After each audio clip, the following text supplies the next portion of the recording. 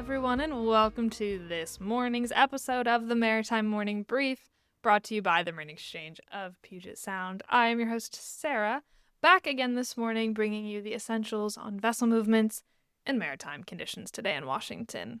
It is December 15th, 2025. Happy Monday, everyone. And today we are anticipating the arrival of 4 vessels. This is expected to include 1 bulker, 2 container ships, and 1 vehicle carrier.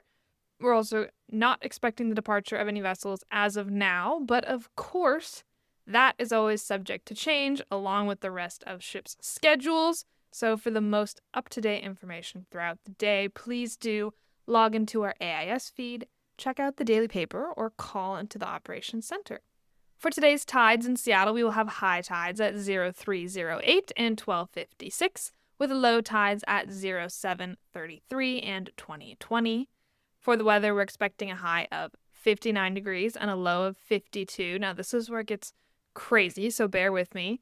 In the morning hours, we're expecting south wind 15 to 19 knots with gusts as high as 30 knots and, believe it or not, rain. Then towards the evening, we're expecting south wind 12 to 18 knots with gusts as high as 27 knots.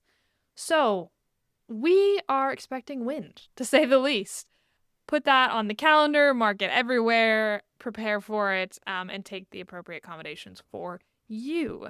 Before we sign off, I just wanted to take a minute to thank our annual report sponsors for the year. So this both includes some independent sponsors as well as overlaps with the National Harbor Safety Conference sponsors. So we're really excited to welcome them and thank them for supporting this project. Me in particular, this is a huge undertaking of mine, and any support at all is always really reassuring and helps me really kind of get through producing it so that people can then enjoy it on the other side. So please help me in thanking Coleman Oil, Maritime Fire and Safety Association, Port of Seattle, Maritime Information Services of North America, and Western State Petroleum Association. Thank you all very, very much for supporting our 2025 annual report.